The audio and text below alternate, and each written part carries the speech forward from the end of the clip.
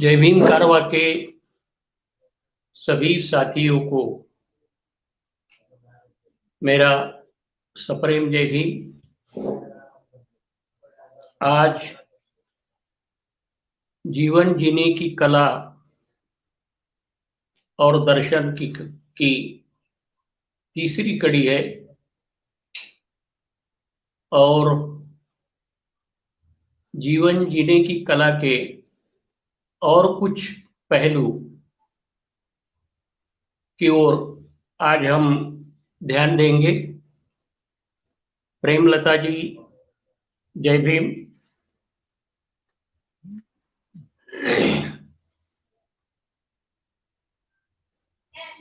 मैंने मेरे पिछले प्रवचन में एक बात बताई थी कि सवालों के रास्ते से हम हमेशा समाधान के मुकाम पर पहुंचते हैं।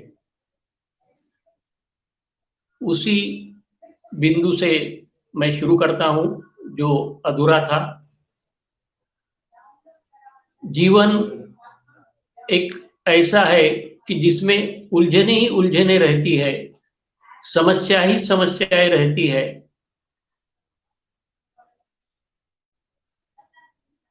प्रसाद जी स्वागत है आपका। उलझने उलझने रहती है, लेकिन उलझनों पर मात करके हमें आगे किस तरह जाना चाहिए ये सोचना जरूरी है।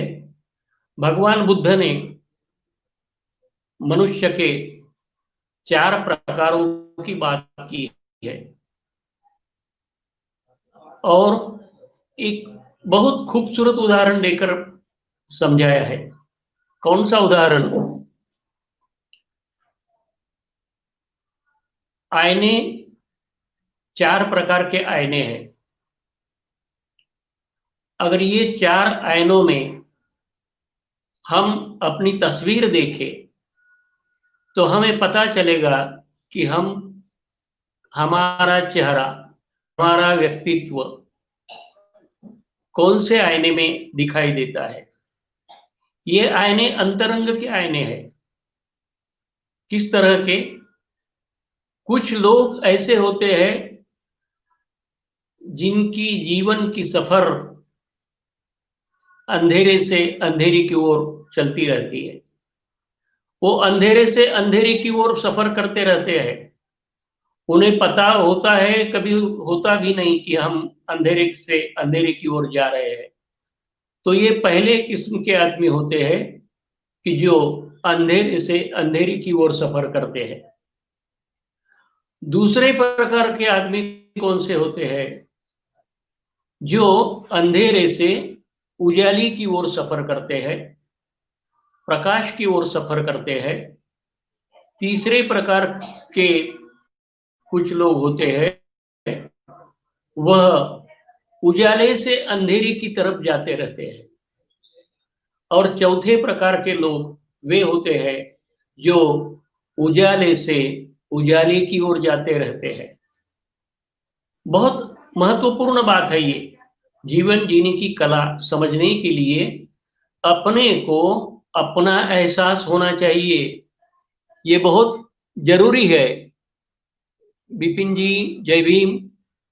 ये बहुत जरूरी है कि अपने को अपना एहसास होना चाहिए।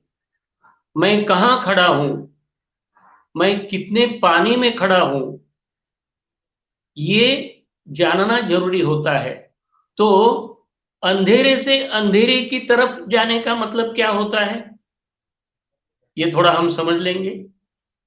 अंधेरे से अंधेरे की ओर जाने का मतलब होता है कि वह व्यक्ति कल भी बुरा था, आज भी बुरा है और बुराई के अंधेरे से बाहर आने की कोई भी गुंजाइश नजर नहीं आ रही है। मतलब कल वो शराबी था,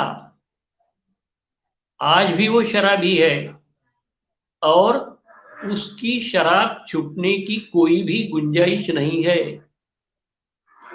वो कल भी व्यभिचारी था, वो आज भी व्यभिचारी है, और उसके सुधार की कोई गुंजाइश उसके बर्ताव से नजर नहीं आती। इसका मतलब क्या? उसके जीवन में कल अंधेरा था, आज अंधेरा है, और कल भी अंधेरा रहने की संभावना है। अंधेरा दुख का प्रतीक है, अंधेरा समस्या का प्रतीक है, अंधेरा उलझन का प्रतीक है, अंधेरा दर्द का प्रतीक है, अंधेरा सर्वनाश का प्रतीक है।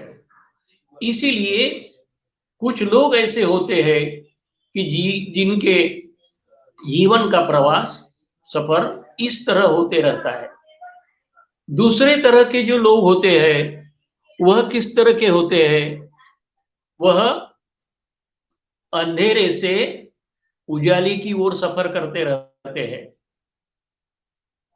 अंधेरे से उजाले की ओर सफर करते रहते हैं, वह यह दूसरे तरह के लोग। इसका मतलब कल तक वे विकारों में डूबे रहते थे, लेकिन आज उन्हें ये एहसास हुआ है कि हम ही हमारे दुख के शिल्पकार हैं, हमारा मन ही दुख का निर्माता है, और हमारा मन ही हमारे सुख का निर्माता है। अगर ऐसा है तो हम दुख के रास्ते से क्यों चले? उसका जिन्हें एहसास हुआ हो, या किसी अच्छे मित्र के संग आने से, उसका सानिध्य लाभने के कारण उसके बर्ताव में सुधार हुआ हो, उसका जो सफर होता है वह किस तरह होता है? उसका सफर अंधेरे से उजाले की ओर होता है। इसका मतलब कल वो चौर्य कर्म करता था, साल के कई महीने जेल में रहता था, लेकिन आज उसके बर्ताव में सुधार हुआ है, और वह उजाले की ओर जा रहा है। वह दुख से मुक्ति पाकर आनंद की ओर जा रहा है, सुख की ओर जा रहा है। और तीसरे प्रकार के लोग कौन से होते हैं? उनका जीवन का सफर कैसा होता है? उजाले से अंधेरी की ओर। देखो कितनी दिलचस्प बात है कि अंधेरे से उजाले की ओर जाना तो समझ सकते हैं, लेकिन कुछ लोग ऐसे होते हैं जो, मनोज जी जय भीम, कुछ लोग ऐसे होते हैं जिनका जीवन का सफर उजाले से अंधेरे की ओर भी होता है। ये कैसे लोग? इसका मतलब है कि कल तक उनका आचरण बहुत सही था, उनका मन बहुत निर्मल था, कुशल कर्म के पथ पर उनकी यात्रा चल रही थी। लेकिन ऐसा क्या हुआ? ऐसा कुछ घटित हुआ जीवन में कि जिनके कारण उनका मन उद्वेलित हुआ, कुछ ऐसा सानिध्य जिन्हें मिला, ऐसा सानिध्य दुराचारी का, तो उनके जीवन का ट्रैक ही बदल गया। जो कुशल कर्म की गाड़ी में बैठकर सफर करते थे, वो अकुशल कर्म की गाड़ी में सफर करने लगे। तो परिणाम क्या होगा? उसकी जीवन यात्रा कैसी होगी? उजाले से अंधेरे की ओर, कुशल कर्म से अकुशल कर्म की ओर, अप्रमाद से प्रमाद की ओर, सुख से दुख की ओर। तो जीवन क्या? स्वयं तो दुखी होंगे, परिवार को दुखी करेंगे, और चौथे प्रकार के लोग किस तरह के होते हैं? चौथे प्रकार के लोग होते हैं जिनकी जीवन यात्रा उजाले से उजाले की ओर होती है। कितनी खूबसूरत बात है कि उनकी जीवन यात्रा ही उजाले से उजाले की ओर होती है। ऐसा क्यों होता है? इसके पीछे का कारण क्या है? इसका कारण यह है कि जिनके माता पिता सदाचारी होते हैं, जिनके माता पिता कुशल कर्म के मंगलमय पथ पर अपना सफर करते रहते हैं, उनके बच्चे भी उसी संस्कार में फलते फूलते हैं और वो सुखी होते हैं। तो अगर माता पिता अच्छे हो तो उनके बच्चे भी उस तरह से उन पर अच्छे संस्कार होंगे और उनकी जीवन यात्रा कैसी होगी, उजाले से उजाले की ओर। मतलब कल वो शराब नहीं पीते थे, ना चोरी करते थे, ना झूठ बोलते थे, आज भी वह कोई भी विकारों के गुलाम नहीं हुए और अपनी जीवन यात्रा सुख की ओर ही, मंगल के ओर ही उनकी यात्रा हो रही है। तो जीवन जीने की कला का यह सूत्र है कि अपने आप को पहचानो कि मेरी यात्रा कहां हो रही है। ये 4 आईने हैं, अंधेरे से अंधेरी की ओर एक आईना। इस आईने में, अंतरंग के आईने में, मन के आईने में झांक कर देखो, क्या मैं ये इस आईने में तो नहीं हूं? उजाले की ओर, मैं इस आईने में तो नहीं हूं। तीसरा, उजाले से अंधेरी की ओर। और चौथा आईना कौन सा? उजाले से उजाले की ओर। इस प्रकार जीवन जीने की कला का ये सूत्र महत्वपूर्ण है कि हम हमें पहचाने, और अगर हम अंधेरे से अंधेरे की ओर जा रहे हैं तो तुरंत जाग जाए और सजगता से हमारे जीवन का ट्रैक बदले और सुख की ओर, उजाले की ओर कैसे जाए, इसका सोचना जरूरी है। और 4 प्रकार बुद्ध ने बहुत खूबसूरत तरीके से बताए हैं। कुछ लोग कैसे होते हैं, के लिए भी कुछ नहीं करते और समाज के लिए भी कुछ नहीं करते। ये पहले प्रकार के लोग, खुद के लिए भी कुछ नहीं, समाज के लिए भी कुछ नहीं। उसका ऐसा ही नहीं, उसकी सजगता ही नहीं उनमें। तो फिर दूसरे प्रकार के लोग बस खुद के लिए करते रहते हैं, समाज का मुझे क्या लेना देना, स्वांत सुखाए होते हैं। मैंने भोजन किया, पूरे विश्व ने भोजन किया, मैं सुखी हूं, ठीक है, समाज भी सुखी होगा, मुझे क्या लेना देना। इस तरह की विचारधारा उनकी रहती है। इस तरह के लोग केवल खुद की तरफ देखते हैं, स्वार्थ यही उनका ध्येय होता है, समाज का कुछ भी लेना देना उनको नहीं होता। और तीसरे प्रकार के लोग समाज की तरफ ही देखते हैं, परिवार की तरफ पूरा ख्याल ही नहीं रहता उनका, क्योंकि सामाजिक प्रतिबद्धता को ही वह महत्व देते हैं, दिन रात समाज सेवा में लगे रहते हैं और समाज का मुझ पर जो ऋण है वह कुछ ना कुछ पे बैक टू सोसाइटी करना चाहिए, यही एक मंगल कामना से वह कार्यरत रहते हैं। लेकिन दूसरी तरफ क्या होता है, क्या मेरे बच्चे स्कूल में जाते हैं, क्या स्कूल के नाम पर जाते हैं और इधर उधर भटकते हैं, उसका कुछ ख्याल नहीं रहता उनको। क्या वो अच्छी तरह अध्ययन करते हैं, क्या उनकी परीक्षा में उन्हें अच्छे मार्क्स मिलते हैं, कुछ भी पता नहीं रहता। और उसका परिणाम क्या होता है कि वह दुख के कीचड़ में रहते हैं। धन्यवाद विपिन जी। तो दुख का सफर करने लगते हैं। और तीसरे प्रकार के आदमी कैसे होते हैं, जैसे ये अंधेरे से अंधेरी की ओर, अंधेरे से उजाले की ओर, उजाले से अंधेरी की ओर, तो उजाले से अंधेरी मतलब मैंने कहा था कि खुद के लिए करते हैं, खुद के लिए कुछ नहीं करते, समाज के लिए करते हैं। ये 4 प्रकार।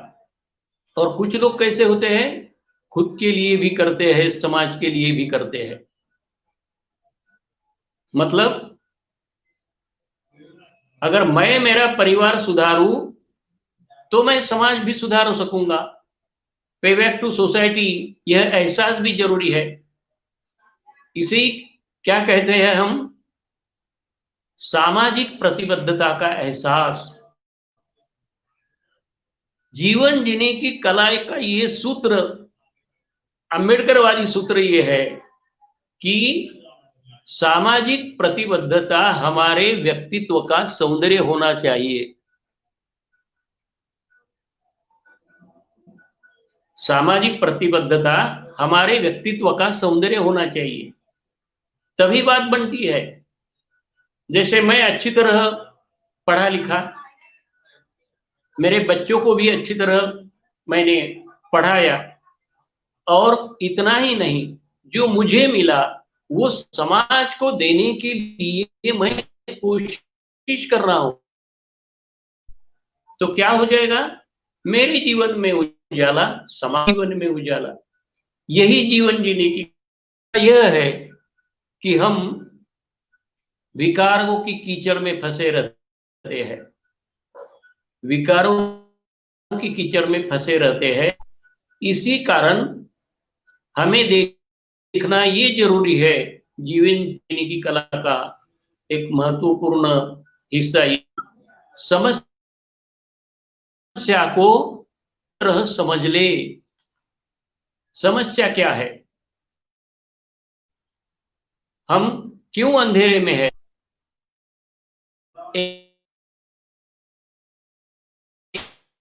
एक बार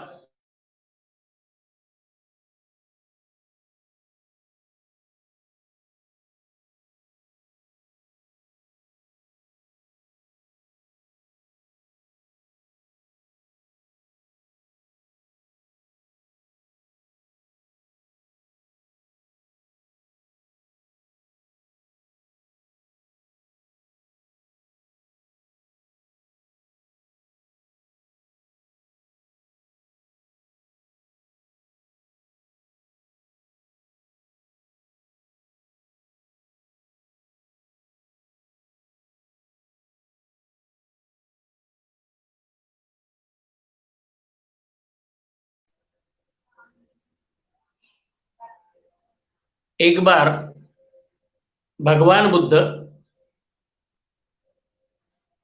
प्रवचन देने भिक्षु के पास आए, लेकिन इस बार उनके हाथ में एक रुमाल था। सभी भिक्षु जिज्ञासा से देख रहे थे कि भगवंत के हाथों में आज रुमाल कैसे। सभी के मन में जिज्ञासा थी कि हाथ में रुमाल कैसे, जरूर कोई विशेष प्रयोजन होगा।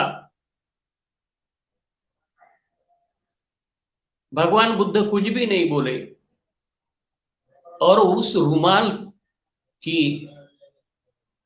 को उन्होंने कुछ कुछ अंतर पर, कुछ कुछ दूरी पर 5 गांठें लगा दी। और सभी को ऐसा लग रहा था कि ऐसी ऐसी क्यों गांठें लगा रहे हैं, क्या कहना है बुद्ध को इससे, जरूर कुछ ना कुछ होगा। वो गांठें लगाने के बाद बुद्ध मुस्कुराए और बोले, क्या कोई बता सकता है कि मेरे हाथ में जो रुमाल था, क्या अब भी वह यही रुमाल है। देखो बुद्ध ने कैसा सवाल खड़ा कर दिया भिक्षुओं के सामने कि क्या ये वही रुमाल है। जो गांठें लगाने के पहले था। भिक्षु संघ में सारिपुत्त आगे बैठे थे। वो क्या बोले? उत्तर देना महाकठिन है, इतना आसान नहीं। एक तो कह सकते हैं कि वही रुमाल है, क्योंकि उसमें कोई परिवर्तन नहीं हुआ। अगर दूसरी दृष्टि से देखा जाए तो क्या कह सकते हैं हम? दूसरी दृष्टि से देखा जाए तो रुमाल को पहले 5 गांठें लगाई नहीं थी, अब 5 गांठें लगी है, तो इसका मतलब ये है कि रुमाल पहले जैसा नहीं है। इसकी जो मूल प्रवृत्ति है वह अपरिवर्तित है। रुमाल का केवल बाह्य रूप बदला है, ऐसा बुद्ध को सारिपुत्त ने उत्तर दिया। इसका मतलब जो मूल पदार्थ है वह वही है। उस मूल पदार्थ की जो मात्रा थी वह भी वही है। तो बुद्ध बोले, सारिपुत्र, तुम सही कहते हो, तुमने सही जाना है। अब मैं इन गांठों को खोल देता हूं। यह कहकर बुद्ध रुमाल की गांठें खोलने के लिए उन्होंने क्या किया? रुमाल के दोनों सिरों को एक दूसरे से दूर वो खींचने लगे। तो क्या बोले सारिपुत्त को बुद्ध बोले, सारिपुत्त, इस प्रकार खींचने से क्या मैं इन गांठों को खोल पाऊंगा? सारिपुत्त से सवाल किया कि मैं दोनों तरफ से खींच रहा हूं, क्या इस तरह से ये गांठें खुलेगी? सारिपुत्त क्या कहते हैं? नहीं तथागत, इस प्रकार क्या होगा? यह गांठों को और अधिक सघन रूप मिलेगा, और अधिक सूक्ष्म बना देंगे, और ये गांठें इतनी मजबूत हो जाएगी कि वह खुलेगी नहीं। बुद्ध बोले, ठीक है। तो बुद्ध ने अंतिम सवाल किया उनको। क्या सवाल किया? इन गांठों को खोलने के लिए मुझे क्या करना चाहिए? इन गांठों को खोलने के लिए मुझे क्या करना चाहिए? जय भीम हरिकेश। तो सारिपुत्त क्या बोले? देखो, यह संवाद बहुत महत्वपूर्ण है। सारिपुत्त बोले, तथागत, इसके लिए मुझे आपके निकट आना चाहिए और देखना चाहिए कि रुमाल को जो गांठें लगाई है वह कैसे लगाई है। नजदीक से ये देखना पड़ेगा। उसका ज्ञान किए बिना इन्हें खोलने का उपाय मैं नहीं बता सकता।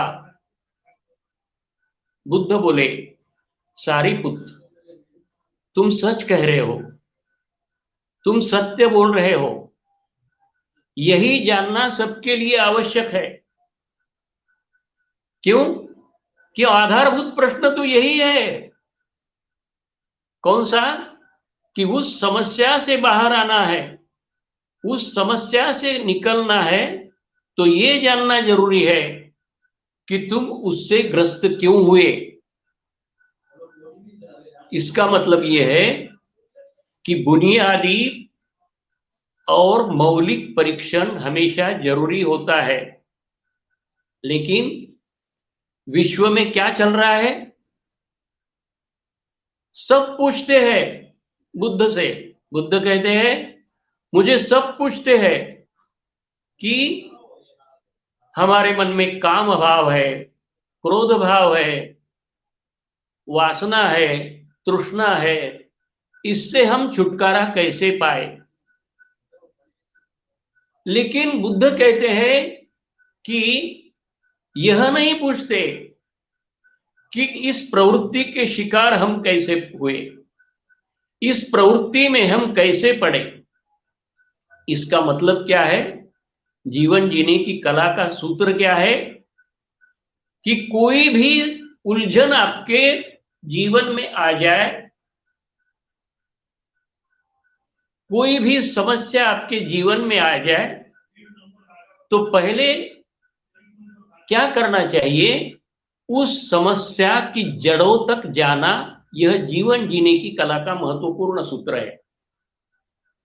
फिर एक बार आप जड़ों तक गए तो फिर क्या कर सकते हो? उसका उपाय आप आराम से ढूंढ सकते हो। देखो, यहां बुद्ध ने कौन सी सीख दी हमको? समस्या के मूल में जाने की।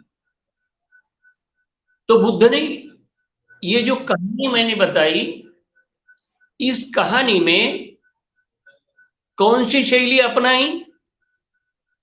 कौन सी शैली अपनाई? मैंने पहले ही कहा था, कर्मानंद जी जय भीम, मैंने पहले ही कहा था कि सवालों के रास्ते हमेशा समाधान की मुकाम पर हमें पहुंचाते हैं।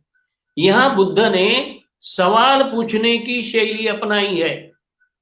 यहां बुद्ध ने प्रश्न शैली अपनाई है। नंदा जी जय भीम। प्रश्न शैली का इस्तेमाल किया है कि रुमाल को गांठें लगाई और सवाल पूछते गए। मतलब इस दृष्टांत के माध्यम से वो ये संदेश देना चाहते हैं कि जब तक तुम समस्या की जड़ों तक जाते नहीं, तब तक तुम्हें उपाय मिलेगा नहीं और तुम सुखी नहीं हो सकोगे। जैसे इसी का एक जीवन जीने की कला का सूत्र जिसमें है, वह एक प्रसंग मैं बुद्ध की जीवन का बताता हूं। लिच्छवी गांव के अमीर खानदान में एक राजकुमार थे। बाद में वो भिक्खु बन गए। उनका नाम श्रोण। देखो, यहां भी प्रश्न शैली का इस्तेमाल बुद्ध कैसे करते हैं। श्रोण उनका नाम था। उनकी आदत क्या थी? स्वभाव क्या था? अतिवादी थे वो अतिवादी थे। आजाद जी जय भीम। अतिवादी थे वो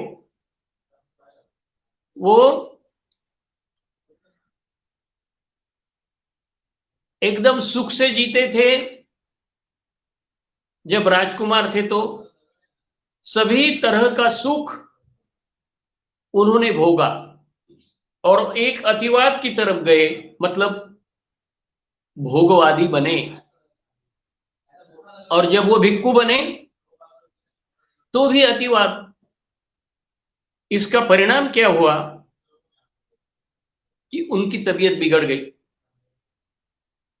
क्योंकि दूसरे भिक्खु एक बार भोजन करते थे, वो भी नहीं करते थे, तो तबीयत बिगड़ गई। पहले आसक्ति के अति में थे, अभी इतनी अति दूसरी कि पूरी तरह अनासक्त। शरीर के लिए जो जरूरी आहार है वह भी नहीं लेते थे वो। पीपलाइन जी जय भीम। तो बुद्ध उनसे मिलने गए, श्रोण को, और बुद्ध ने क्या पूछा उन्हें? तुम्हें कौन सी कला अवगत थी? क्या किस कला में रुचि थी? श्रोण बोले, मुझे वीणा वादन की जो कला है वह पसंद थी। तो बुद्ध बोले, आप बताइए कि अगर वीणा के तार जब ढीले होते थे, क्या तब संगीत पैदा होता था? बोले नहीं, संगीत पैदा कैसे हो जाएगा अगर तार ढीले हो तो? बुद्ध बोले, तो फिर बहुत तार कसे हुए होते तो संगीत पैदा होता था? नहीं, अगर हम तार बहुत कसते हैं तो तार ही टूट जाने की संभावना होती है। तो फिर मुझे बताओ, वीणा से संगीत कब पैदा होता था? बुद्ध ने श्रोण से सवाल किया कि मुझे बताओ, वीणा से संगीत कब पैदा होता था? तब क्या बोले श्रोण? तार जब न ढीले होते थे और न कसे हुए होते थे, इन दोनों के बीच जब होते थे तब उसमें संगीत निर्माण होता था। तो बुद्ध बोले, श्रोण, जीवन की वीणा की यही स्थिति है। जीवन की वीणा के तार अगर ढीले हम छोड़े तो उसमें आनंद की झंकार निर्माण नहीं होती, उसमें सुख की झंकार निर्माण नहीं होती। और अगर हम जीवन के तार बहुत कसते रहते हैं तो वह टूट जाने की संभावना होती है और उसमें ना सुख की झंकार निर्माण होती है, ना आनंद की झंकार निर्माण होती है। तो फिर उसके लिए क्या करना पड़ता है? क्या करना पड़ता है? वह तार मध्यम गति में लाने पड़ते हैं और तभी आनंद निर्माण होता है। बुद्ध कहते हैं, सुख एक खिंचाव है और दुख भी एक खिंचाव है।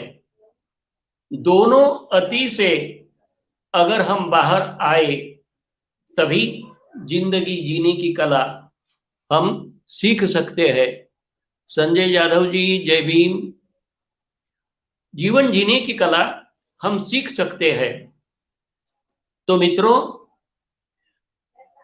दोनों अति का त्याग करना और मन को संतुलित रखना, यही जीवन जीने की कला का एक महत्वपूर्ण सूत्र है। हम क्या करते हैं? जीवन जीने की कला हमें आती नहीं, हमें यही पता नहीं है कि जीवन एक वीणा की तरह होता है और वीणा को बजाने की कला आनी चाहिए। एक घर में दो पीढ़ी से एक वीणा रखी हुई थी, कोई बजाता नहीं था। लेकिन अगर बिल्ली इधर उधर भाग दौड़ रही थी, उसके दौड़ने से वो वीणा गिर जाती थी तो झंकार पैदा होते थे, तो उनकी घर वालों की नींद हराम होती थी। तो उब गए और उन्होंने एक दिन, ये क्या काम की चीज है, उस वीणा को कूड़े में फेंक दिया। जैसे ही कूड़े में फेंक दिया, एक आधा एक घंटे के बाद एक भिखारी उस रास्ते से आ रहा था।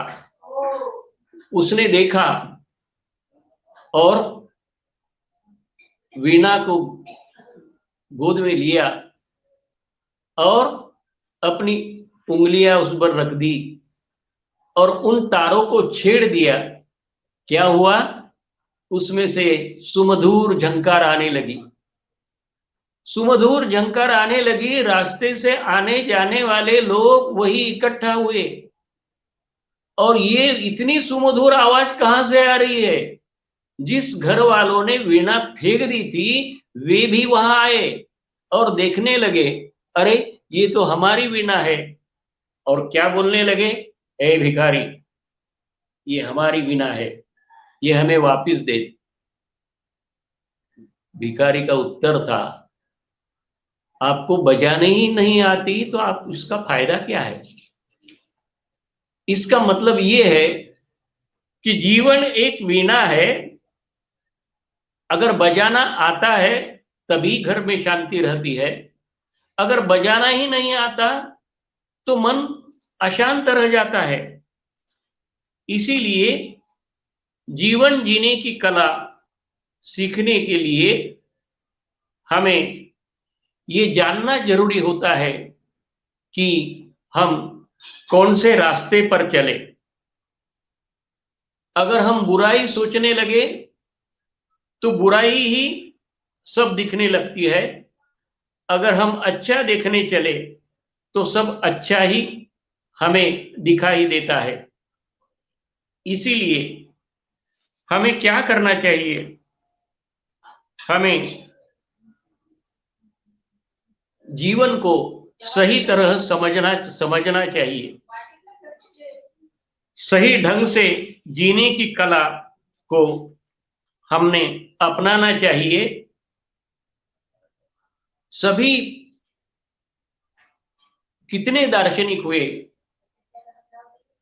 चाइना में कन्फ्यूशियस हुए, भारत में बुद्ध हुए, कई दार्शनिक हुए और उन्होंने हमें जीवन जीने की कला सिखाई, लेकिन हमने उस कला को नजरअंदाज किया, उस कला को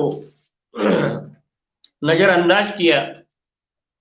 जीवन में खुश कैसे रहे, जीवन में आनंदी कैसे रहे। अगर जीवन जीने की कला आती है तो आनंदी रह सकते हैं हम। एक बार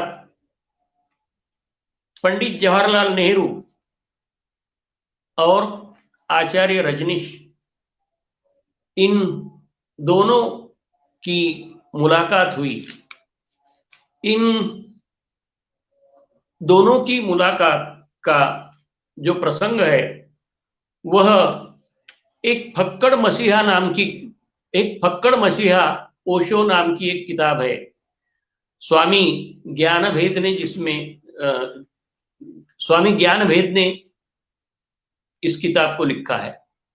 उसका एक प्रसंग मैं यहां देना चाहता हूं, क्योंकि खुशी कैसी पाए, आनंद कैसा पाए। और आपको तो पता है कि आचार्य रजनीश सबसे ज्यादा बुद्ध पर बोले। उनकी सभी बातों से हम सहमत हो सकते हैं ऐसा नहीं, लेकिन उनकी कई बातें अच्छी लगती है बुद्ध पर। वो कई अच्छे अच्छे दृष्टांत देते, बुद्ध के कई कई उदाहरण अच्छे देते हैं। ये जो जीवन जीने की कला का मेरा विषय है, उससे संबंधित यह प्रसंग मुझे बहुत अच्छा लगता है। तो रजनीश जी और नेहरू जी की मुलाकात होती है और उसमें रजनीश जी क्या कहते हैं, क्या पूछते हैं पंडित जी से, मैंने आपकी लिखी किताबें पढ़ी पर आपने कविताएं क्यों नहीं लिखी। कविताओं में हृदय धड़कता है, आत्मा का संगीत गुंजित होता है। पंडित जी मुस्कुराते हुए रजनीश जी को क्या बोले, तुम्हें कैसे मालूम कि मैं कविता लिखता हूं। रजनीश जी मुस्कुरा कर बोले, कवि अपने आप को लाख छिपाना चाहे पर छिपा नहीं सकता। मेरा तो ख्याल है कि आप एक कवि बनने के लिए ही उत्पन्न हुए थे। इस राजनीति की कीचड़ में आपकी कविता का कमल मुरझा गया है। आप कविता के लिए समय निकालिए, तभी आपको सच्चा आनंद मिलेगा। देखो बात कौन सी हो रही है, सच्चा आनंद कैसे मिले, हम खुश कैसे रहे। तो पंडित जी का जवाब क्या था, पर मेरा ख्याल है कि तुम कविता नहीं लिखते, फिर भी तुम इतने आनंदित कैसे हो? क्या मैं यह राज जान सकता हूं? फिर रजनीश जी मुस्कुराकर बोले, मैं जंगल में चिड़ियों का संगीत सुनता हूं, प्रपातों का गिरना देखता हूं, नदी की धार के साथ घंटों बहता हूं, रूढ़ियों और अंधविश्वासों पर जमकर प्रहार करता हूं। जब समय मिलता है तो लाइब्रेरी जाता हूं, नहीं तो फूलों से, तितलियों से, खुद से, खुद अपने आप से बातें करते रहता हूं। पूरा जीवन मेरे लिए एक कविता है। और थोड़ा रुककर रजनीश बोले, लोगों की जिंदगी बीत जाती है, पर उनकी खुद अपने से ही मुलाकात नहीं होती। मैं ध्यान करता हूं और साक्षी होकर देखता हूं कि मैं मात्र शरीर हूं। बस यही मेरे आनंद का राज है। पंडित जी चौंक गए। क्या बोले? ध्यान यानी मेडिटेशन? क्या ध्यान से सचमुच आनंद मिलता है? रजनीश बोले, ध्यान करने का सही अर्थ है कुछ भी नहीं करना, निष्क्रिय हो जाना। पर हम जब भी चुप बैठते हैं तो हमारे अंदर विचारों की भीड़ चलती रहती है। ये विचार हमें शांत होने नहीं देते। ध्यान करने से विचार शांत हो जाते हैं, श्वास शांत हो जाती है, केवल शून्य रह जाता है। वही आनंद है। पंडित जी उत्सुकता से बोले, अच्छा तो मुझे भी कोई आसान सा मेडिटेशन बताओ। मैं कुछ योगा तो करता हूं रोज, पर वह तो सिर्फ व्यायाम है। रजनीश बोले, आप विपश्यना ध्यान कीजिए। गौतम बुद्ध ने भिक्षुओं को सबसे अधिक यही ध्यान करने को कहा है। वी का अर्थ है पीछे और पश्चना का अर्थ है देखना, अर्थात पीछे देखना। आप केवल अपनी रीढ़ की हड्डी सीधी रखकर, दोनों हाथ एक दूसरे पर रखकर बैठ जाए, चाहे तो कुर्सी पर बैठे रहे, पेट से सांस ले और बस पेट के उठने और गिरने अर्थात सिर्फ सांस पर ध्यान केंद्रित करें। आती जाती सांस के मात्र विटनेस भर रह जाए, कुछ देर में आप देखेंगे कि विचार अपने आप तिरोहित हो गए। एक अद्भुत शांति अपने आप उभरने लगेगी। आप खाते पीते टहलते साक्षी रहे, देखते रहे। आपका शरीर खा रहा है, आपके पैर चल रहे हैं। अंदर जो परम चेतन है वह न खाता है, परम चेतना है वह न खाता है, न पीता है, न मरता है, न जीता है। बस एक बार आप साक्षी बने, ध्यान पूरा हो गया। कुर्सी पर बैठे बैठे नेहरू जी रजनीश जैसा बताया गया विपश्यना करते गए। 5-7 मिनट बाद वह आश्चर्य से बोले, वास्तव में इसमें विचारों की आंधी शांत हो जाती है। मैं रोज विपश्यना किया करूंगा। और नेहरू जी के चेहरे पर बच्चे जैसा भाव और शांति छलकने लगी। मित्रों, यह महत्वपूर्ण संवाद है दोनों महानुभावों का। क्यों महत्वपूर्ण है? क्योंकि इसमें जीवन जीने की कला की, जय भीम रॉय जी, जीवन जीने की कला का महत्वपूर्ण सूत्र है खुश कैसे रहे। और उत्तर में क्या कहा गया है कि जीवन में साक्षी भाव बनाए रखे, जीवन में समता भाव रखे, जीवन में तटस्थता रखे। इसका मतलब है जो भी घटित होता है उसको साक्षी भाव से देखे, अगर साक्षी भाव से हम नहीं देखते तो उसका एक विपरीत परिणाम हमारे मन पर होता है और हम दुखी होते हैं। और देखो रजनीश जी ने क्या उत्तर दिया। उन्होंने कहा कि मैं पूरे जीवन में जंगल में चिड़ियों का संगीत सुनता हूं, प्रपातों का गिरना देखता हूं, नदी की धार के साथ घंटों बहता हूं। देखो जीवन जीने की कला का एक सूत्र है, कई सूत्र है। एक सूत्र क्या है? आप प्रकृति के पास जाओ और आनंद पाओ। एक जीवन जीने की कला का सूत्र है।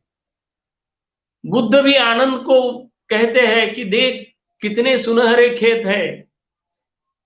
मतलब बुद्ध भी प्रकृति के सौंदर्य की बात करते हैं, बुद्ध भी मन के सौंदर्य की बात करते हैं और उसमें हमें आनंद मिलता है।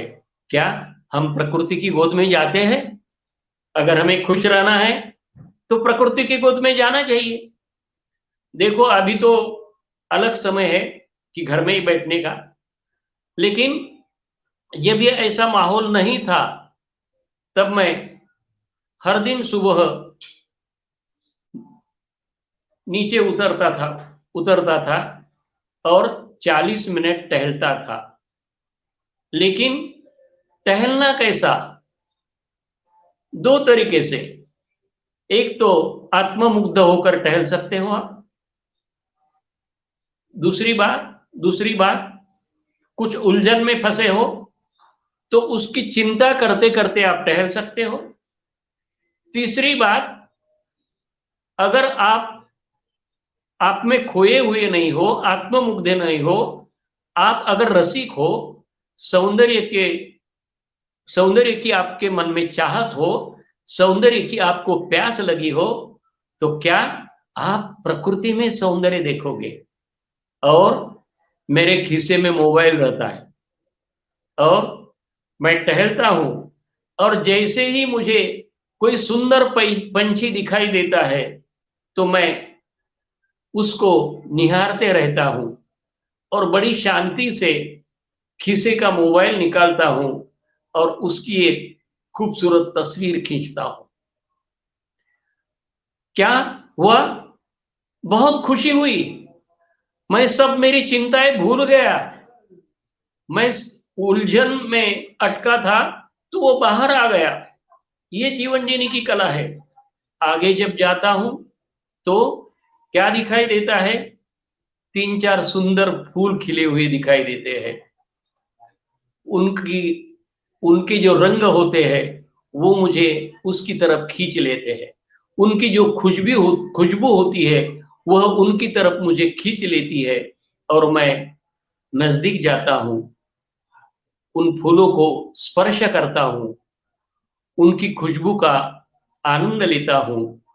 उनके जो रंग है, उस फूलों का जो आकार सौंदर्य है, उसमें मैं मग्न हो जाता हूं। मैं आंखों के प्याले से उस फूलों के सौंदर्य का पान करते रहता हूं, खुश रहता हूं, खुश रहता हूं, खुश रहता हूं।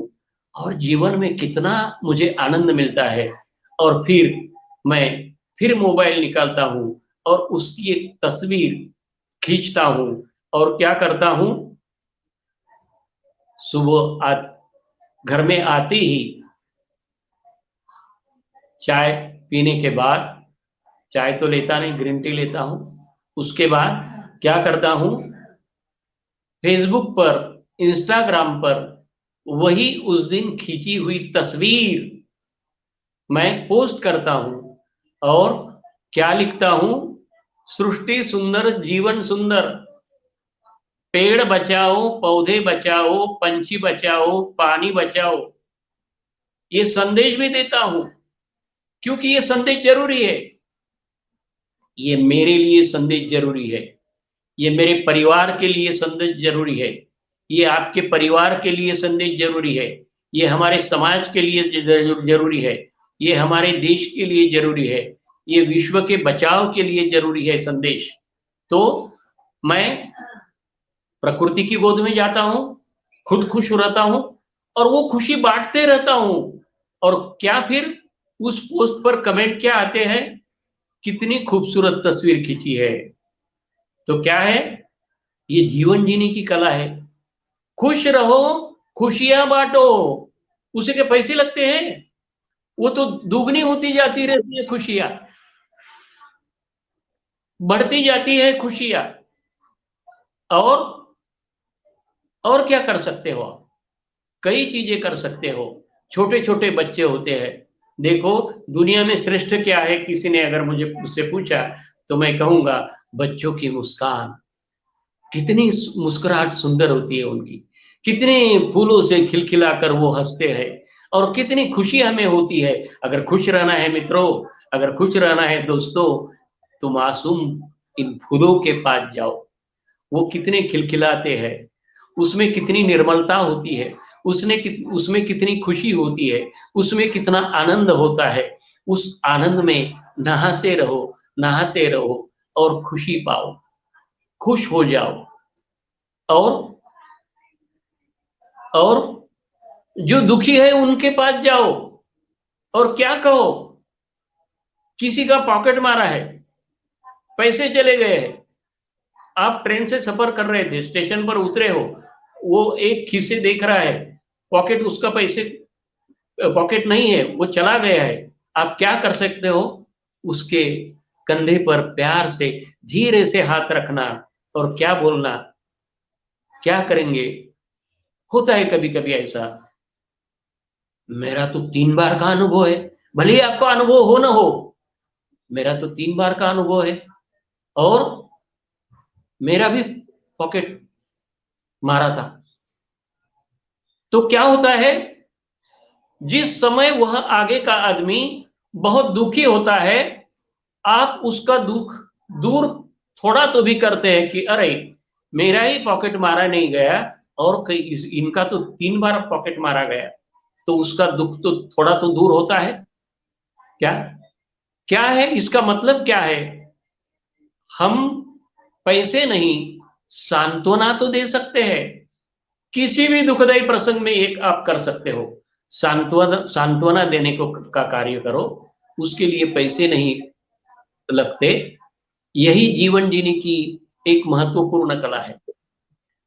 अगर आपको दुख से छुटकारा पाना हो, तो और एक जीवन जीने की कला का बहुत अच्छा सूत्र है। आपको नींद नहीं आ रही, किस उलझन में फंसे हो, क्या नींद नहीं आ रही, तो क्या कर सकते हो आप, जीवन के, आपके जीवन के जो जो अच्छे पल है उसकी सूची बनाओ, उसकी सूची बनाओ, सुंदर सूची बनाओ, कि तब ऐसा हुआ था, तब ऐसा हुआ था। दूसरी एक बात आप कर सकते हो, जितने भी आपने मुस्कुराते हुए मित्र हैं उनके नाम लिख कर रखो, और बस उनका मुस्कुराना याद करो। जो बच्चे मुस्कुराते आपने देखे हैं, उन मुस्कुराते बच्चों को याद करते रहो, और क्या हो जाएगा, जो खुशी के पल है, आपके सम्मान के पल है, आपको जब पुरस्कार मिला उसके पल है, आपके खुशी के पलों को याद करते करते उस सुख की अनुभूति में आपको कब नींद आएगी, वो आपको पता भी नहीं चलेगा। मित्रों, जीवन जीने की कला का और एक सूत्र है। कौन सा सूत्र है, वह है दूसरों की मदद करो, दूसरों की सेवा करो, और खुशी पाओ। कन्फ्यूशियस एक बहुत बड़े दार्शनिक थे। उन्होंने, धन्यवाद जी रॉय जी, उन्होंने उनका एक शिष्य था, उसका नाम था ची लू। कन्फ्यूशियस दार्शनिक के शिष्य का नाम था ची लू। तो इस ची लू ने एक बार कन्फ्यूशियस से सवाल किया, बड़ा दिलचस्प सवाल था। क्या बोले, भगवान, मैं ईश्वर की सेवा किस प्रकार कर सकता हूं। असल में कन्फ्यूशियस ईश्वर को नहीं मानते थे, कन्फ्यूशियस ईश्वर को नहीं मानते थे, तो भी इस शिष्य ने इस तरह का सवाल उनसे किया कि मैं ईश्वर की सेवा किस प्रकार कर सकता हूं। देखो कन्फ्यूशियस जी का जवाब जो है वो जीवन जीने की कला के लिए बहुत महत्वपूर्ण जवाब है उनका। क्या बोले वो? वह बोले, जब तुम्हें इतना ज्ञान नहीं है कि मनुष्य की सेवा कैसे करें, जब तुम्हें इतना ज्ञान नहीं है कि मनुष्य की सेवा कैसे करे, तब देवों की सेवा तू क्या करेगा? तो मतलब क्या है मित्रों, दोस्तों? मतलब ये है कि हमें ये ज्ञान होना चाहिए कि मनुष्य की सेवा कैसे करे। मनुष्य की सेवा करना जीवन जीने की कला का एक महत्वपूर्ण सूत्र है, क्योंकि उसमें हमें खुशी मिलती है, उसमें हमें आनंद मिलता है। और दूसरा सवाल, चीलू ने क्या किया?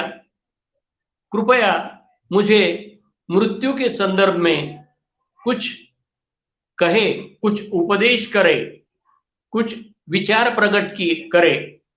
तो कन्फ्यूशियस ने बड़ा मजेदार उत्तर दिया कि जब जीवन के विषय में पर्याप्त ज्ञान तेरे को नहीं है, तो मृत्यु के बारे में जानकर क्या करोगे? तो मित्रों, जीवन जीने की कला का मतलब क्या है? मतलब ये है कि जीवन के बारे में पूरी ही तरह जानकारी लो। क्या जानकारी? ये जीवन है, कहीं धूप कहीं छांव, ये जीवन है। कहीं अंधेरा कहीं रोशनी, ये जीवन है। रात है दिन है, अंधेरा है उजाला है, ये जीवन है। अच्छे भी लोग मिलेंगे, बुरे भी लोग मिलेंगे। जिसको पता है कि जीवन का स्वरूप ऐसा ऐसा है कि यहाँ खुशबू भी है और गंदगी भी है, तो वह लोग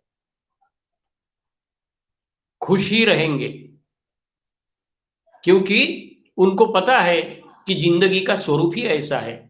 तो जिंदगी को पहले समझ ले, जिंदगी को पहले जान ले, जीवन जीने की कला को जान ले, और फिर उसी मार्ग मार्ग पर आप चलते रहे। देखो, बहुत छोटी छोटी चीजें रहती है जिससे आप खुश होते हैं। एक बार मैं रिक्शा से सफर कर रहा था, और रिक्शा से सफर करते करते एक जगह रिक्शा रुकी, एक जगह खाली थी। वहां आगे की सीट पर एक मजदूर आकर बैठ गया। मैले से कपड़े थे, मैली सी एक मैला सा एक थैला उसके हाथ में था। थोड़ी देर बाद उस थैले से उसने एक पाव निकाला। मुझे बहुत बुरा लगा कि अरे, इस मजदूर को, वो कहीं कंपनी में काम पर गया होगा, भोजन के लिए उसे समय नहीं मिला होगा, तो अभी उसने पाव निकाला है, अब वो खाएगा। दोपहर का समय है, उसको भूख लगी होगी, वो खाएगा अभी। लेकिन देखता हूं तो नजर में क्या आया? वो उस पाव के बहुत बारीक बारीक टुकड़े कर रहा है, बारीक बारीक टुकड़े कर रहा है, बारीक बारीक टुकड़े कर रहा है। सोच में पड़ गया कि इतने बारीक बारीक टुकड़े वो क्यों कर रहा है, मेरी समझ में नहीं आया। और थोड़ी देर बाद वहां एक ब्रिज आया।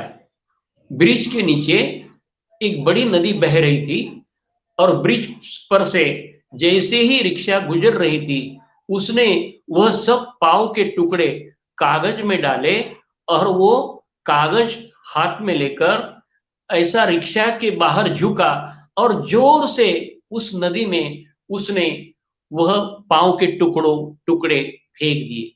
क्या किया मित्रों उसने? क्या किया दोस्तों उसने?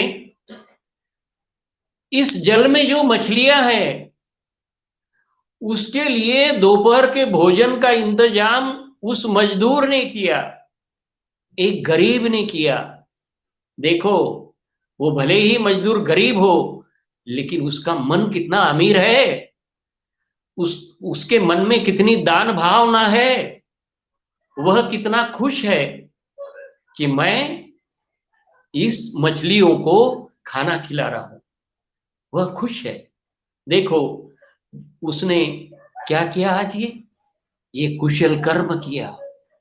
सोते वक्त उसके मन में ये ध्यान आया होगा कि आज मैंने कुशल कर्म किया, मतलब कुशल कर्म किया। क्या किया? वह मछलियां, वह पांव के टुकड़े खाने के बाद कितनी खुश होगी, कितनी अच्छी आनंद से तैर रही होगी, यह सोचते सोचते वह भी आनंद के सागर में तैरने लगा होगा, तैरने लगा होगा, तैरने लगा होगा। वह भी खुश रहा होगा। तो मित्रों, क्या किया उसने? खुशियां बांट रहा था। वो खुशियां बांट रहा था, खुशी से वह सो रहा था। अगर आप खुद को खुश देखना चाहते हो, आप अपने आप को आनंदी देखना चाहते हो, तो जीवन जीने की कला का यह सूत्र जो है, यह सूत्र आप ध्यान में रखो। और कुछ बातें हैं, मैं केवल दो बातें कहकर ये समाप्त करता हूँ प्रवचन। और भी बोलने के लिए बहुत है। अक्सर ये तीसरा एपिसोड है जीवन जीने की कला का और दर्शन का, लेकिन तो भी बात खत्म नहीं होती, क्योंकि जीवन एक महासागर है और उसमें आनंद से तैरने की कला हमें सीखनी है। तो मैं दो बातें कहूंगा, दो छोटी छोटी कहानी की, जिसमें से आपको अ, आपके आपको कुछ, आप घर जाते समय कुछ ना कुछ लेके जाएंगे, कुछ ना कुछ लेके जाएंगे। एक बात, सबसे हमें बचना चाहिए विकारों से। विकारों से बचना चाहिए किस तरह? देखो, एक बार 5 उंगलियों में झगड़ा शुरू हुआ। 5 उंगलियों में झगड़ा शुरू हुआ। क्या झगड़ा शुरू हुआ? अक्सर वही जिस कारण हम झगड़ते रहते, वही झगड़ा उंगलियों में शुरू हुआ। अंगूठा बोला, मैं सबसे श्रेष्ठ। बाकी उंगलियां बोल रही थी, अरे अरे अरे, ये कैसी बात, तू कैसा श्रेष्ठ, हम तो सब बराबर है। नहीं नहीं नहीं नहीं नहीं, मैं सबसे श्रेष्ठ। क्यों श्रेष्ठ तू? इस कारण मैं श्रेष्ठ कि जो भी कोई करार पत्र होते हैं, जो भी कोई कोर्ट कचहरी में जो लिखा जाता है, उस पर मेरा अंगूठा दिया जाता है, तभी उस कागज को लाखों रुपए का मोल प्राप्त होता है, तभी उसकी कीमत बढ़ जाती है, तभी उसका मोल बढ़ जाता है। इसका मतलब नहीं है क्या कि मैं आपसे श्रेष्ठ हूं क्योंकि मेरा मोल लाखों रुपए जैसा है। अंगूठे के नजदीक की तर्जनी क्या बोली? वाह रे वाह, क्या बात करता है, वाह रे वाह, वाह रे वाह, क्या बात करता है कि तू श्रेष्ठ। अरे तू तो अज्ञान का प्रतीक है, अज्ञान का। तुझे ना पढ़ने आता है, ना लिखने आता है, बिना समझे ही तेरी मुद्रा वहां उठाई जाती है, बिना समझे ही अंगूठा वहां दिया जाता है। और कभी कभी अज्ञान के कीचड़ में तू फंस जाता है और जिंदगी भर पछताता रहता है, रहता है कि अरे अरे, अगर मुझे अगर मुझे पढ़ना आता तो ये गलती नहीं होती। तो तू अज्ञान का प्रतीक है। तो तू बोल हमें, तू बोल कि तू कैसे श्रेष्ठ है। बिल्कुल नहीं। तर्जनी बोली, मैं श्रेष्ठ हूं। कैसे श्रेष्ठ? बाकी उंगलियां पूछने लगी, आप कैसे श्रेष्ठ? अरे सीधी सी बात है, भोजन की पंक्ति जब होती है, तब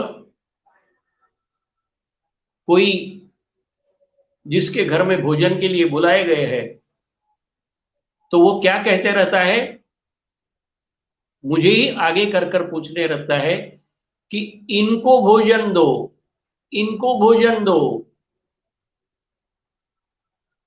कुछ बातें करनी होती है तो नहीं नहीं नहीं नहीं, ये अच्छा नहीं है, ये अच्छा है, ये बुरा है। सामने कौन होता है, सामने किसको किया जाता है, मुझे ही किया जाता है ना। मेरा कुछ महत्व है इसीलिए तो मुझे आगे किया जाता है ना। इसका मतलब है मैं श्रेष्ठ हूं। मध्यमा आगे आई, क्या बोली,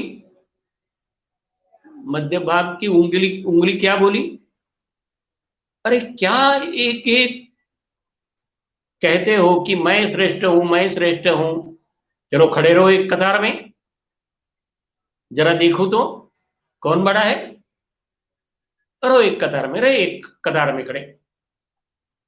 क्या देखा क्या, कौन बड़ा है, मैं ही बड़ी हूं ना।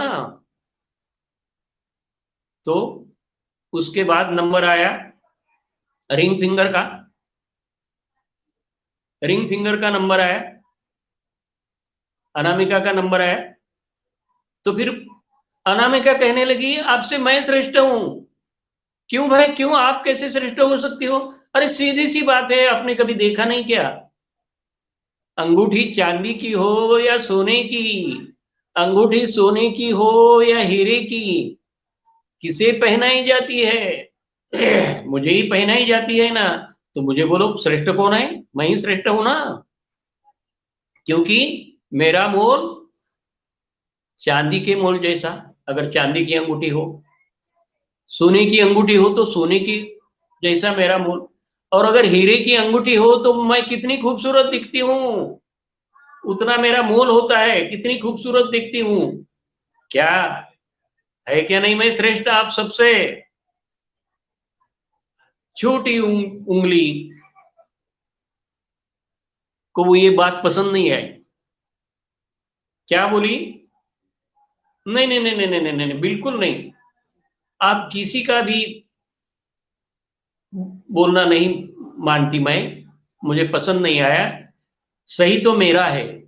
क्या सही, अरे आप सबसे श्रेष्ठ मैं हूं। अरे कैसे, ये तो बता, कैसे।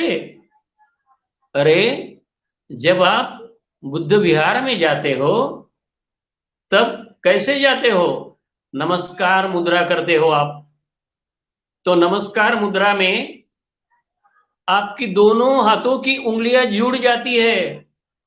तो जरा मुझे ये बताइए कि जब आप नमस्कार मुद्रा में होते हो बुद्ध के सामने, तो सबसे आगे कौन होता है, मैं ही होती हूं ना। तो देखो इतने सुनहरे मंगल बुद्ध विहार में, सुंदर क्षण में मुझे ही महत्व है, क्योंकि मैं आगे होती हूं। इसका मतलब है कि मैं श्रेष्ठ हूं। मित्रों, पांचों उंगलियां अपना बैंड बजा रही है कि मैं श्रेष्ठ हूं, मैं श्रेष्ठ हूं, मैं श्रेष्ठ हूं। ये क्या है, ये अहंकार है। समाज में क्या है, यही जाति बोध, जातीय अहंकार। मैं श्रेष्ठ हूं, मैं श्रेष्ठ हूं, मैं श्रेष्ठ हूं।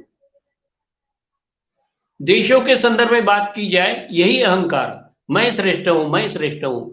समाज में यही अहंकार, मैं श्रेष्ठ हूं, मैं श्रेष्ठ हूं। लेकिन जिसके मन में अहंकार है, उस अहंकार की उसको बदबू नहीं आती, बाकी लोगों को उसकी दुर्गंध आती है, और वो दुर्गंध से बचते हैं लोग।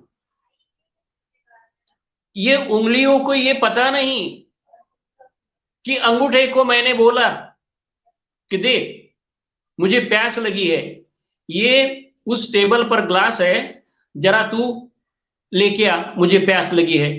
तो अंगूठा क्या करेगा, अंगूठा यही जवाब देगा, अरे भाई मेरे अकेले की बस की ये बात नहीं, आप तर्जनी से और मध्यमा से भी बोलो कि वो मेरे साथ चले, फिर मैं ग्लास आप लाकर आपको दे दूंगा। इसका मतलब क्या है भाइयों? इसका मतलब क्या है दोस्तों? एक के बलबूते पर हम कुछ नहीं कर सकते। यह जीवन जीने की कला का एक महत्वपूर्ण सूत्र है। तो ये अहंकार न पाले कि हम खुद कर सकते हैं, दूसरों की हमें क्या जरूरत। ये सभी उंगलियों को ये पता होना चाहिए कि ग्लास अगर उठाना हो तो सभी उंगलियां साथ होनी चाहिए। कोई चीज उठानी हो तो इकट्ठा सभी उंगलियों को आना पड़ता है, तभी कोई काम होता है। जीवन जीने की कला का यह महत्वपूर्ण सूत्र है। कौन सा? संगठन में जय है और विघटन में क्षय है। यह जीवन जीने की कला का सूत्र है। संगठन में जय है, विघटन में क्षय है, मतलब नाश है। यह जीवन जीने की कला का सूत्र है। ये सभी उंगलियां यह सोचती नहीं कि हमें रक्त पूरा शरीर दे रहा है तभी हम कुछ चीज उठा सकते हैं। हमें संदेश कहां से आ रहे हैं? हमें दिमाग से संदेश आ रहे हैं कि ये ग्लास आप उठाओ, तो उनका अवदान हम भूल नहीं सकते, शरीर का अवदान हम भूल नहीं सकते। तो उंगलियां भूल गई, मैं भूल जाता हूं, आप भूल जाते हो। इसका मतलब है कि हम दुखी क्यों होते हैं? क्योंकि हम होश में नहीं रहते। और इसीलिए बुद्ध क्या कहते हैं? हमेशा सजग रहो। सजगता जीवन जीने की कला का सूत्र है। हमेशा होश में रहना जीवन जीने की कला का महत्वपूर्ण सूत्र है। तो मित्रों, अहंकार का त्याग करो। चाहे वह आपके मन में अहंता हो, जाति की अहंता हो, धर्म की अहंता हो, अमीरी अमीरी की अहंता हो, उसका त्याग करो और सुखी हो जाओ। और एक आखिरी बात मैं कहने जा रहा हूं, वह क्या है? वह है मैत्री भाव। जीवन जीने की कला का एक सबसे महत्वपूर्ण सूत्र है मैत्री भाव। मैत्री की भावना करना। मैं सोते वक्त मैत्री की भावना करता हूं और उठते वक्त भी मैत्री की भावना करता हूं। इससे पहले मैं कहानी सुनाता हूं कि एक बार क्या हुआ, आपको पता है? दूध से मिलने पानी आया। दूध से मिलने पानी आया और दूध का मित्र पानी। कितना खुश हुआ दूध कि कितने दिन से मेरे मित्र की मुलाकात हो रही है। दूध बहुत खुश हुआ पानी के आने से। और कुछ ही समय बाद वह जो जिसमें दूध रखा था बर्तन में, वह बर्तन उस घर की नारी ने गैस पर रख दिया। क्या हुआ? थोड़ी ही देर में उस दूध को उबाल आने लगा, क्योंकि गैस का प्रमाण बढ़ाया था। दूध को उबाल आने लगा और कुछ ही देर बाद यह हुआ कि दूध में जो पानी था उसकी भाप बनकर धीरे धीरे धीरे धीरे ऊपर जा रही थी। दूध को बहुत बुरा लगा। अरे अरे अरे, मेरा जीवस्य कंठस्य, कितना मेरा प्यारा मित्र, और कितना मेरा प्यारा मित्र, और क्या हो रहा है? उसको तकलीफ हो रही है, आग की तकलीफ हो रही है, वह जल रहा है और जल के मारे वो भाप बनकर ऊपर ऊपर जा रहा है। दिनेश जी बहुत बहुत धन्यवाद। ऊपर ऊपर पानी जा रहा है और क्या होता है? पानी पूरी तरह भाप बनकर ऊपर चला जाता है और दूध फूल सा मुरझाया जाता है। क्यों? अपने मित्र अपना मित्र साथ छोड़कर चला गया। अरे अरे अरे अरे अरे, कितना मेरा प्यारा मित्र, कितना मुझे साथ देने वाला मित्र, मेरे लिए कुर्बान कर गया। मेरा मित्र मेरे लिए, मेरे मित्र ने त्याग कर दिया, मेरे मित्र ने मेरे लिए बलिदान कर दिया। अब मैं रहकर क्या करूं? विरह से वह छटपटा रहा था और उसने भी निर्णय लिया कि नहीं, मैं मित्र के ही साथ चला जाऊंगा। और वह दूध भी मित्र के साथ जाने के लिए ऊपर ऊपर ऊपर ऊपर आने लगा, ऊपर ऊपर पानी की तरफ जाने लगा। उस बहन ने वो देखा कि दूध बर्तन के ऊपर ऊपर जा रहा है। वह तुरंत जाती है और पानी के कुछ छींटे लाती है हाथ में, और वो उस दूध के ऊपर डालती है। और क्या होता है, दूध को उसका पानी नाम का मित्र मिलता है। वह बहुत खुश होता है और दूध नीचे आता है। मित्रों, मैत्री कैसी चाहिए? दूध और पानी की तरह चाहिए। मैत्री भाव कैसा चाहिए? दूध और पानी की तरह चाहिए। हमारी मित्रता कैसी होती है? दूध और पानी की तरह न होती है। जीवन जीने की कला का यह महत्वपूर्ण सूत्र है। अगर खुश रहना है, अगर आनंदी रहना है, तो दूध और पानी जैसी मैत्री बनाओ, न कि दूध और तेल जैसी। हमारी मित्रता कैसी होती है? दूध और तेल जैसी होती है। क्या तेल में पानी समा जाता है? पानी में तेल समा जाता है? नहीं, ऊपर ऊपर भी रहता है, ऊपर ऊपर ही तेल रहता है। हमारी मित्रता एक बहाना होता है, एक दिखावा होता है, एक नकाब होता है। जब तक कुछ हासिल ना हो तब तक हमारी मित्रता रहती है, और इस मित्रता को पहचानते चलो। तो मित्रता कैसी होनी चाहिए? दूध और पानी जैसी होनी चाहिए। मित्रों मित्रों दोस्तों, हम इमारत का निर्माण करते हैं, कोई हवेली का निर्माण करते हैं, तो क्या रखते हैं? बीट के ऊपर बीट, पत्थर के ऊपर पत्थर रखते चले जाते हैं। अगर ऐसे ही पत्थर के ऊपर पत्थर, पत्थर के ऊपर पत्थर बिना सीमेंट का इस्तेमाल किए रखते गए तो क्या होगा? बिना सीमेंट का इस्तेमाल करते बीट के ऊपर बीट अगर रखते गए तो क्या हो जाएगा? मित्रों, क्या हो जाएगा? वो घर गिर जाएगा। तो वहां जरूरत किसकी है? सीमेंट की जरूरत है। और आपको समाज का निर्माण करना है। सीमा सिंह जी, जय भीम। हमको समाज का निर्माण करना है। अगर समाज का निर्माण करना है, समाज की हवेली का निर्माण करना है, तो हमें क्या करना पड़ेगा?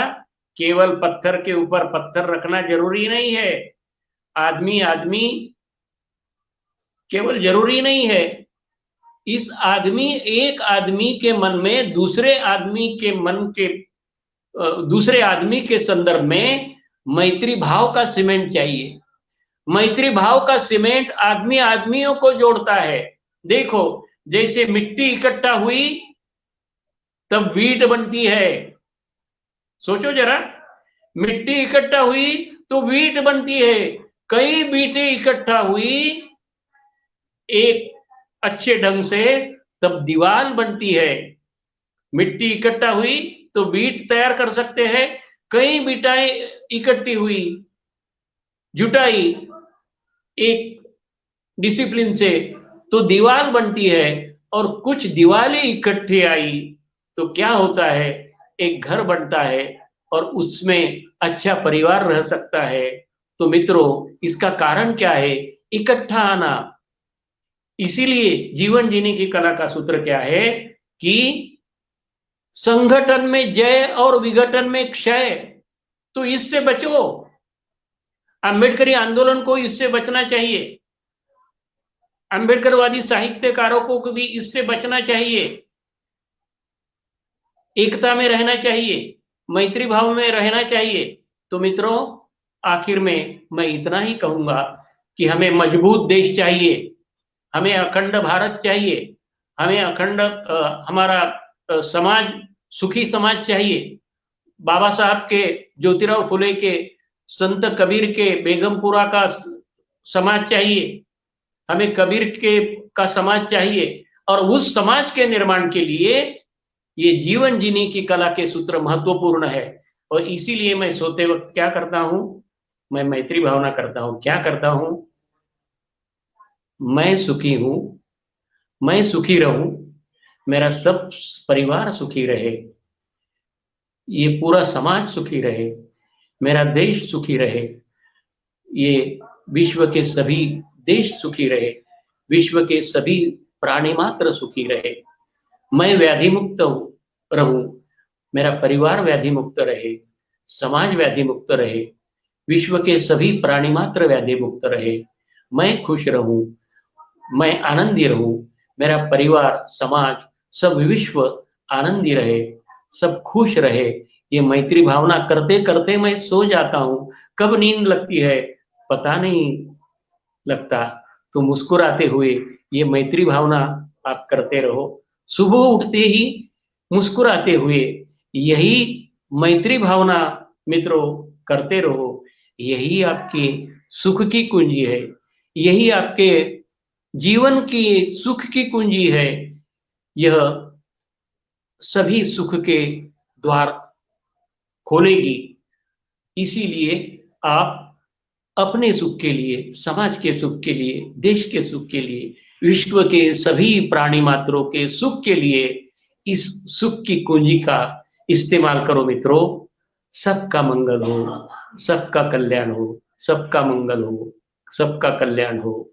जय भीम कारवा की शैली किरण जी बहुत ही बुद्धिमान है, बहुत ही अच्छी कविताएं लिखती है, बहुत ही चिंतनशील व्यक्तित्व है और जीवन जीने की कला का एक सूत्र हमेशा आप देखेंगे उनमें कि जब भी वो फेसबुक लाइव आती है कविता पढ़ने या बोलने, तो हर बिंदु की नए बिंदु की शुरुआत वो मुस्कुराते हुए करती है। तो बिपिन टाइगर जी, फाकिर जय जी बड़े विद्वान है, कितना अच्छा दार्शनिक चिंतन उनका है। बिपिन टाइगर जी की भी कविता ये अच्छी है। तो इनकी वजह से ये सब विचार मैं आपके सामने रख सका। अगला पड़ाव कुछ और विषय लेकर मैं आपके सामने आऊंगा। आप सभी जो जो इससे जुड़े जय भीम कारवा से, उन सभी के प्रति मैं धन्यवाद प्रकट करता हूं और फिर से कहता हूं, सबका मंगल हो, सबका कल्याण हो, सबका मंगल हो, सबका कल्याण हो, सबका मंगल हो, सबका कल्याण हो। जय भीम, जय बुद्ध, जय भारत, जय संविधान।